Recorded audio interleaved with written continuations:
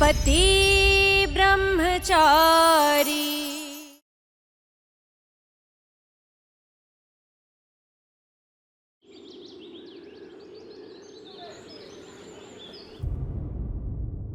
अरे ला वो डिब्बा भी दे दे, विदाई के सामान में कुछ छूटना नहीं चाहिए।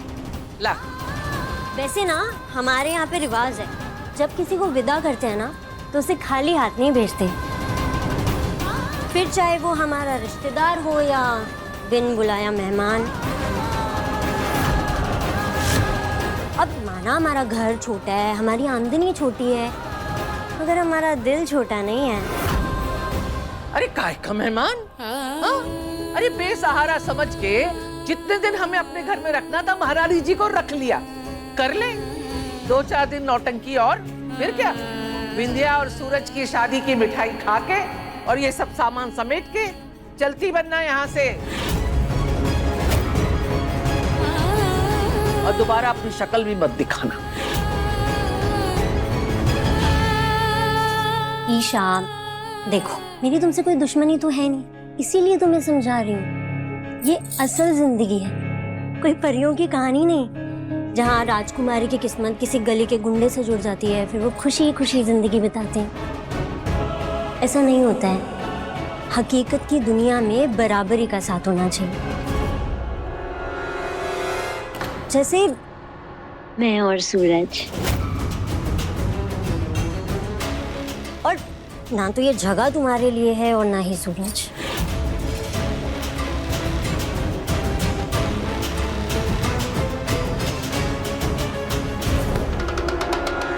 हाँ बिंदिया, हूँ मैं ऐसे घर से जहाँ मुझे राजकुमारियों की तरह पाला गया। मेरे और सूरज के बीच में कुछ भी कॉमन नहीं है, फिर भी हम दोनों की किस्मत ने हमें मिलाया, बिल्कुल राजकुमारियों की कहानियों की तरह। शादी के बाद लड़की का ससुराल ही उसका घर है और पति उसकी दुनिया। तभी राजकुमारी होके भी सीता माता 14 साल राम जी के साथ जंगलों में झोपड़ी बना कर रही। अब इस राजकुमारी का भी यही घर है और बहुत जल्द मैं साबित कर दूंगी कि मैं और सूरज पति पत्नी है। हो सकता है उसके बाद ये सामान लेके तुम्हें इस घर से जाना पड़े।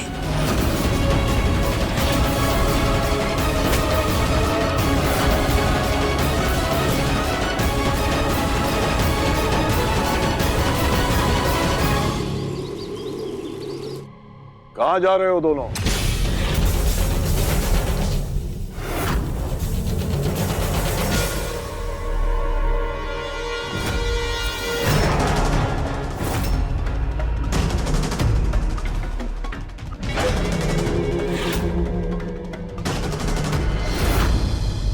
कुछ पूछ रहा हूं, बोलते क्यों नहीं? कहाँ जा रहे हो?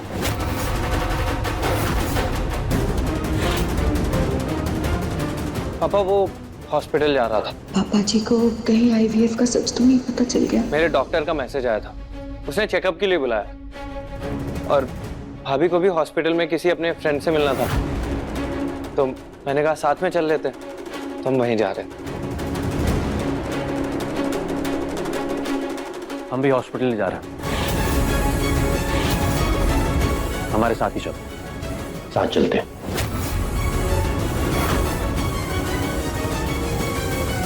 अगर पापा और भाई हमारे साथ हॉस्पिटल आए तो हम जिस वजह से हॉस्पिटल जा रहे हैं उसके बारे में इन्हें पता चल जाएगा। अरे इतना सोच क्या रहे हो? चलो।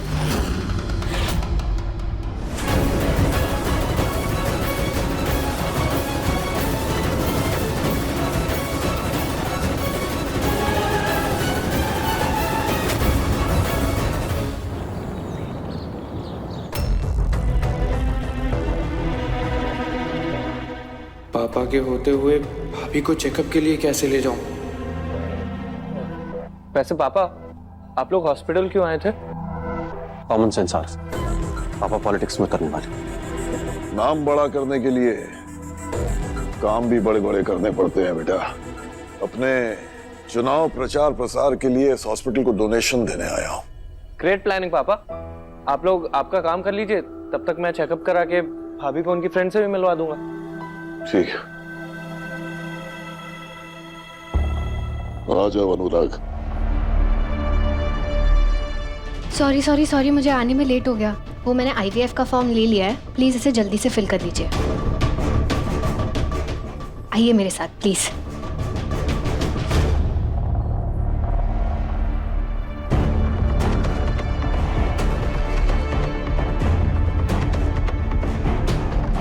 पापा जी और अनुराग जी ने अगर हमें IVF रूम में चेकअप कराते हुए देख लिया तो बहुत मुसीबत खड़ी हो जाएगी। भाभी मैंने डॉक्टर से बात कर ली है, हमें बस एक और फॉर्म भरना है, फिर वो हमें बुला लेंगे।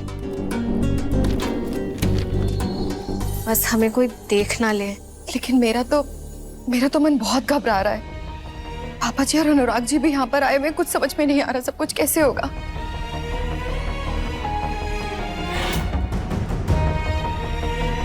भाभी अब आप सारी टेंशन भूल जाइए। आप एक अच्छा काम करने जा रही हैं। IVF से आपकी माँ बनने का सपना भी पूरा होगा और अनुराग सर की इज्जत पर कोई आंच भी नहीं आएगी। आप यही चाहती थी ना? ये टोकन लीजिए और वेट कीजिए, बस डॉक्टर आपको 5 मिनट में बुला रहे हैं। भगवान का दिया सब कुछ है हमारे पास डॉक्टर, बस उसे जरूरतमंद लोगों तक पहुंचाना गुलाब सिंह अपना फर्ज समझता है।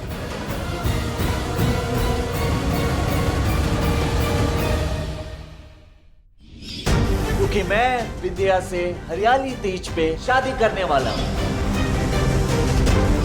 मेरी शादी हो चुकी है और मैं ही सूरज की पत्नी हूँ।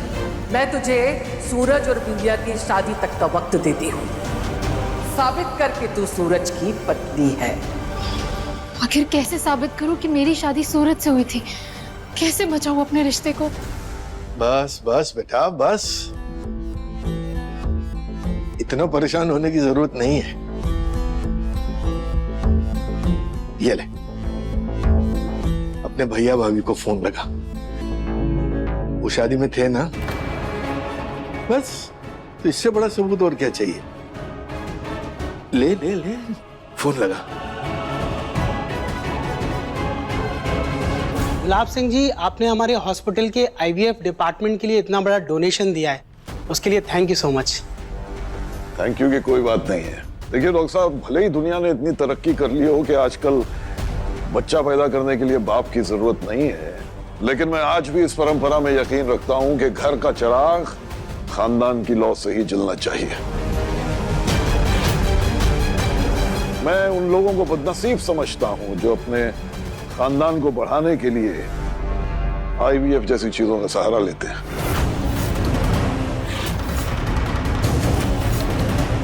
अगर मेरे घर में कोई ऐसा करता ना, तो मैं एक दिन में उसे घर से बाहर निकाल देता।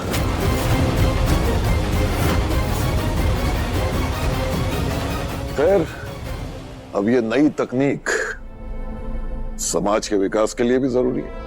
अब है तो है।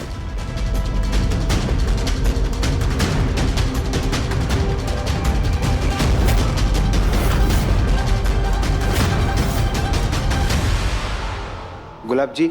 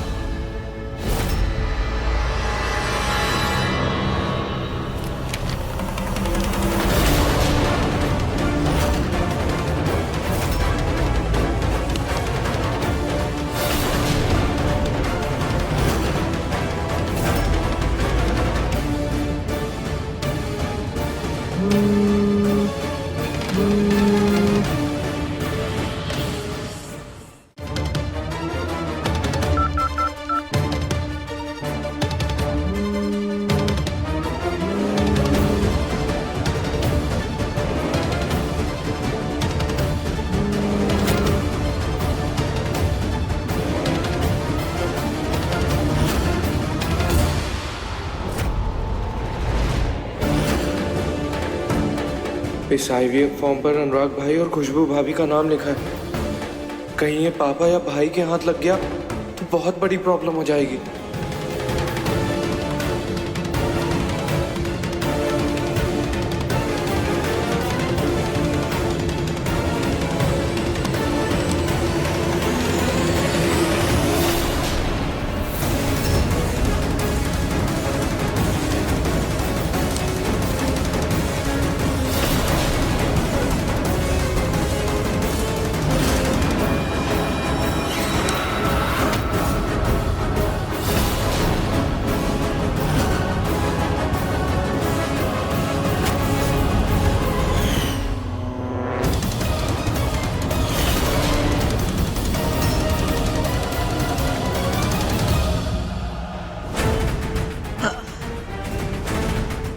मेरा पेपर है।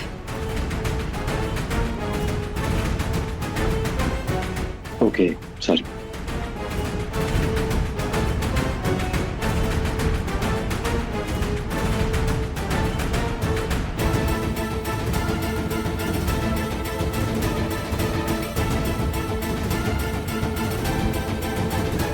भाभी चलिए।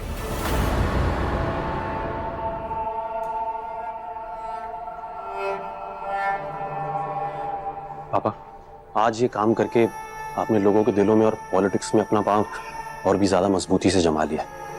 बस पुरुषोत्तम जी किसी तरह इम्प्रेस हो जाए। हो जाएंगे, वो भी हो जाएंगे। आओ।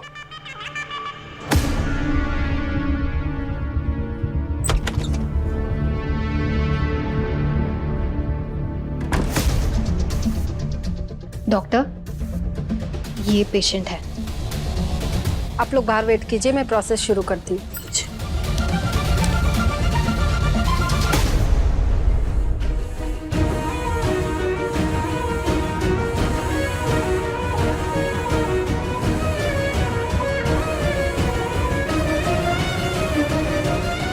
क्या हुआ?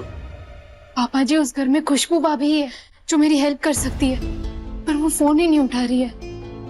कोई बात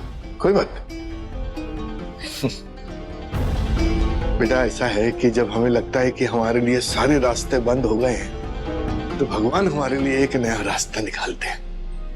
तुम चिंता मत करो, प्रभु कोई ना कोई राह जरूर निकालेंगे। मैं ना मात के हवे दुलारी, वाम अंक सोहत छवि न्यारी, कर त्रिशूल सोहत छवि भारी, करत सदा शत्रुन क्षयकारी।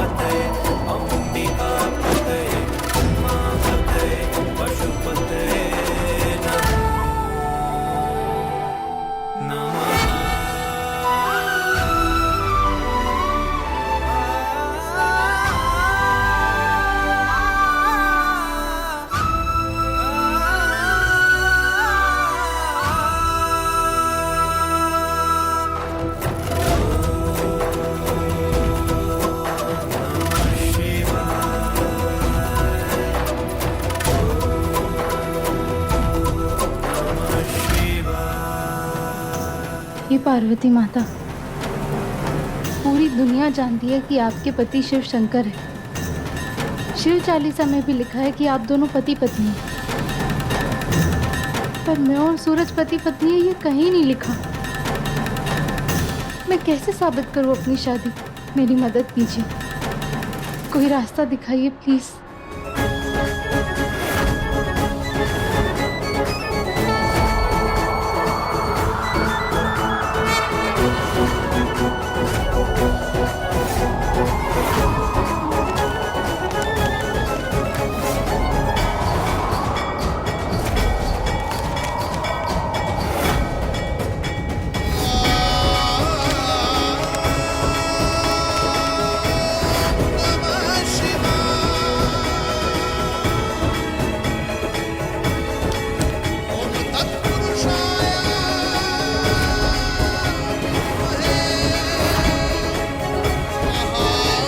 पेशेंट से आपका क्या रिश्ता है? मैं उनकी पत्नी हूँ।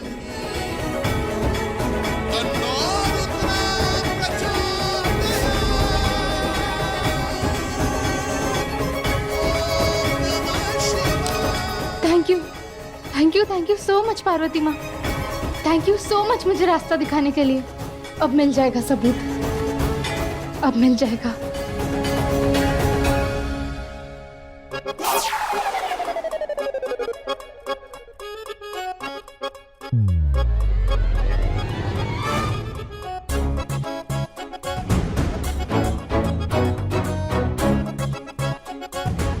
आखिर जाने के लिए तैयार हो ही गई आप। अच्छा, ऐसे सपने देखते ही क्यों जो पूरे ना हो?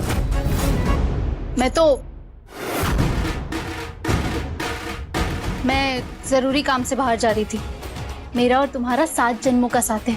इतनी जल्दी पीछा नहीं छोड़ूंगी तुम्हारा। 7 जन्मों का साथ। कुछ कहा? हाँ? कुछ कहा? नहीं, बस ये कह रहा था कि आज श्रावण का पहला दिन है, जगह जगह पे शिव जी के मेले की भीड़ होगी, जाना सेफ नहीं होगा आपके लिए। ओह, फिक्र हो रही है मेरी। फिक्र विक्र नहीं हो रही है मैडम जी। आपको जहां मन करता है आप वहां जाइए, लेकिन प्लीज कुछ भी करके यहाँ से जाइए। हाँ? अच्छा, हाँ। तो मेरी फिक्र नहीं हो रही। नहीं।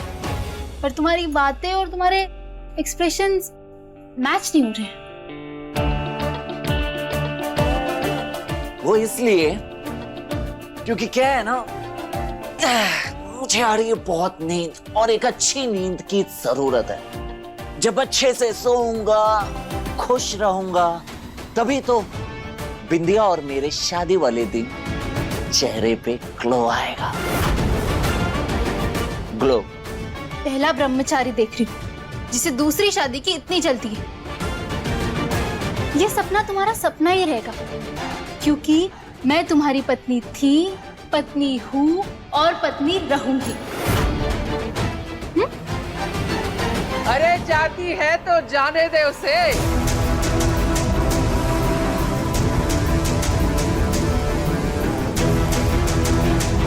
बेटा, बुरी बलाओं का घर से बाहर जाने का वक्त आ गया है।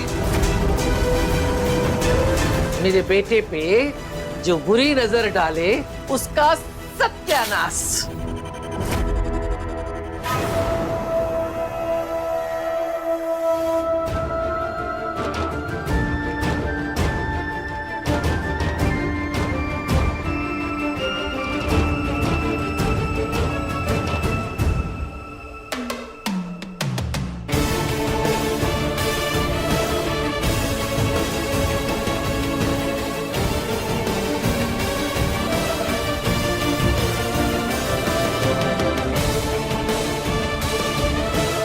जितनी तकलीफ आपको होती है ईशा जी, उतना ही मैं अपनी नजरों में गिरता जा रहा हूं। अब और तकलीफ नहीं दे सकता आपको। प्लीज कुछ भी कीजिए, आप यहां से चली जाइए प्लीज।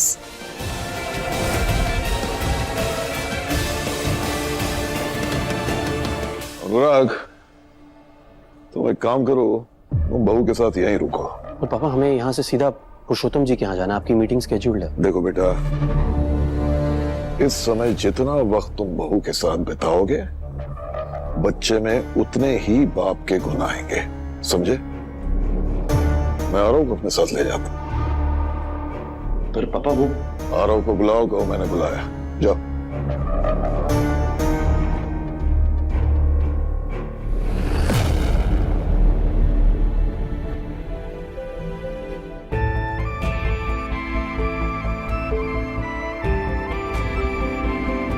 वैसे तो बच्चे को इस दुनिया में लाने का फैसला माँ बाप दोनों को मिलके लेना चाहिए, पर इस बारे में आपको ना बताने के लिए मुझे माफ कर दीजिएगा अनुराग जी।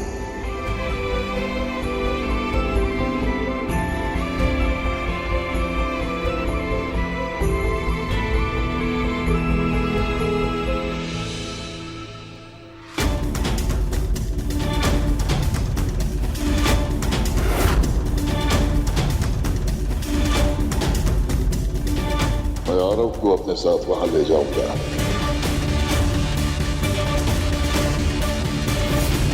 अब ये हिसाब किताब और अकाउंट्स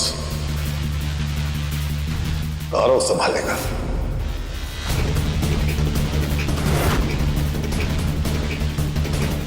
नहीं, मैं आरव को अपनी जगह नहीं लेने दूंगा, कभी नहीं।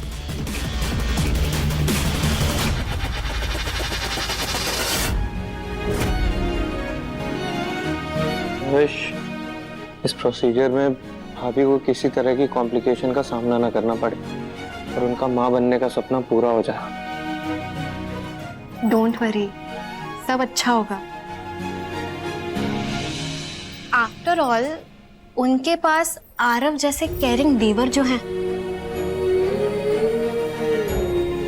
सच आरव, आप बहुत अच्छे इंसान हैं। आप लोगों की फीलिंग्स को समझते हैं, तभी तो आप अपनी फैमिली से झूठ बोलकर छुपाकर भाभी को यहाँ ले आए।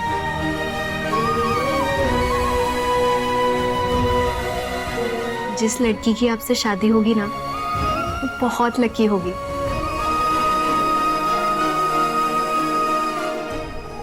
हाँ पुरुषोत्तम जी आपके पास ही आ रहे हैं जी। पापा, वो आरव का चेकअप चल रहा है तो उससे आधा घंटा और लगेगा। ओह ठीक है, फिर तुम ही चलो मेरे साथ। आओ।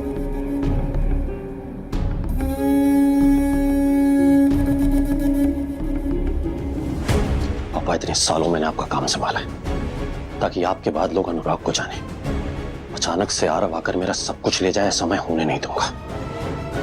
पुरुषोत्तम जी को मैं यकीन के साथ कह सकता हूं कि ईशा उनके घर की ही बहू होगी, क्योंकि सरजू ने अपना काम कर दिया है। अब तो ईशा को हार माननी ही पड़ेगी, उसे मेरी मर्जी से शादी करनी ही पड़ेगी।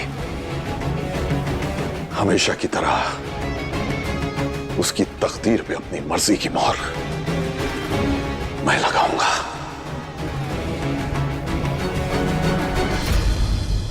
इतनी आसानी से मैं हार नहीं मानूंगी, क्योंकि मेरी किस्मत सूरज से जुड़ी है। पति है वो मेरा।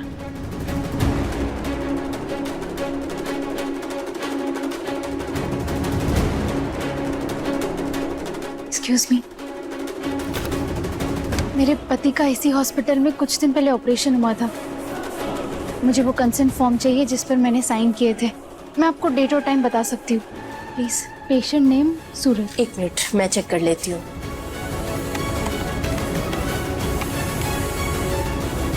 हाँ, मिल गया।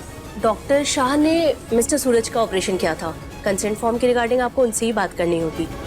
वो राउंड पे गए हैं, 5-10 मिनट में आ जाएंगे, आप वेट कर लीजिए। अच्छा ठीक है।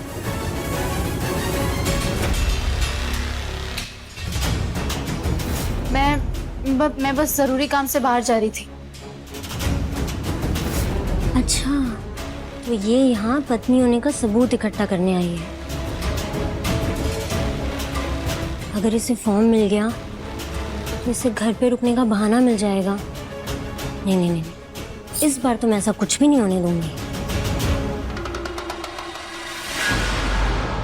डॉक्टर, आपने कुछ दिन पहले मेरे पति सूरज का ऑपरेशन किया था। ओह यस यस, कैसे हैं मिस्टर सूरज अब? वो बिल्कुल ठीक है, पर डॉक्टर उस ऑपरेशन से पहले आपने मुझसे कंसेंट फॉर्म साइन करवाया था। मुझे वो कंसेंट फॉर्म चाहिए प्लीज। सॉरी मैडम, वो तो आपको नहीं मिल सकता। हॉस्पिटल पॉलिसीज हमें ये करने की इजाजत नहीं देती। I am sorry.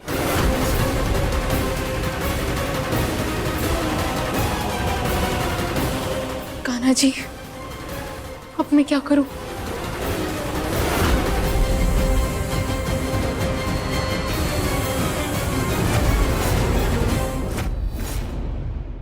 इस साल की सारी फाइल्स इसी रैक में है।